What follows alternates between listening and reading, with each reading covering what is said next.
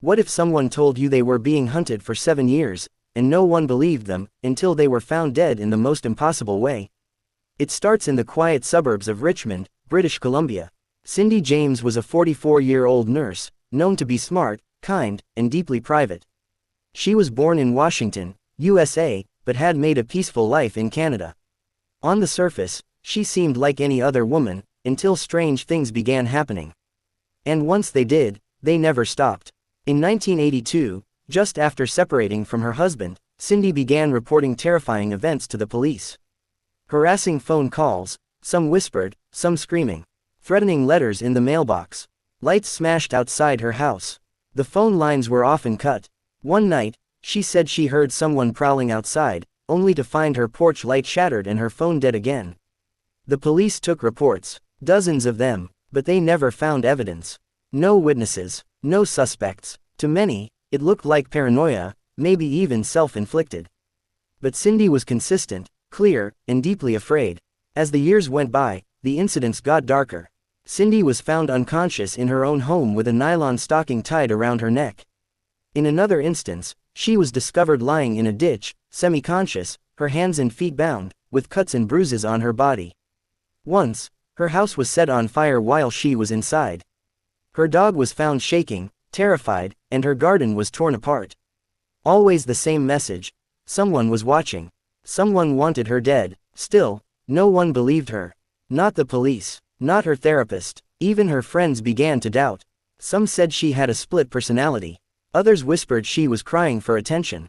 But the fear in her eyes was real. Her body bore the proof, injuries that couldn't be explained away by imagination. She even hired private investigators, but they turned up nothing. Cindy started keeping a diary of the attacks. She moved homes multiple times. Changed her name. Nothing stopped it. Then came May 25, 1989. Cindy went missing. Her car was found in a shopping mall parking lot.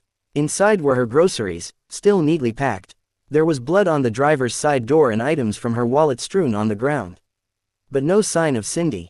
2 weeks later, on June 8, her body was discovered in the backyard of an abandoned house, about a mile from where her car had been found. She was hogtied, ankles and wrists bound behind her back. A black nylon stocking was knotted tightly around her neck. She had been injected with a lethal dose of morphine and other sedatives. Her shoes were off. Her body had no signs of a struggle, suggesting she had died quickly. Here's where the nightmare deepens. The coroner ruled her death a suicide. Yes, suicide. The theory, that Cindy had somehow injected herself with morphine, tied herself up in an elaborate, nearly impossible position, walked barefoot to the location, and then lay down to die. Most experts, especially those familiar with forensics, called this impossible. Hogtying oneself after injecting a fatal dose of morphine. There's almost no window of consciousness. And yet, that's the official ruling. Her family and a handful of friends were devastated. They never believed she took her own life. To them, it was the final act in a long, horrific campaign of terror. But others maintained she had a mental illness, pointing to the lack of evidence and the fact that, after years of supposed stalking, no attacker was ever caught. They claimed she staged the earlier attacks. That she faked being unconscious. That everything was part of an elaborate cry for help that spiraled out of control. So which is it? A woman gaslighted by her own mind? Or a victim screaming for help while the world dismissed her, until it was too late? To this day, the death of Cindy James remains one of Canada's most chilling unsolved mysteries. Whether you believe she was murdered or not, one thing is certain: her final years were filled with unimaginable fear, and her story raises disturbing questions about justice, mental health, and how easily cries for help can be ignored. Sometimes the most terrifying thing isn't the monster outside your window. It's the silence of those who don't believe you.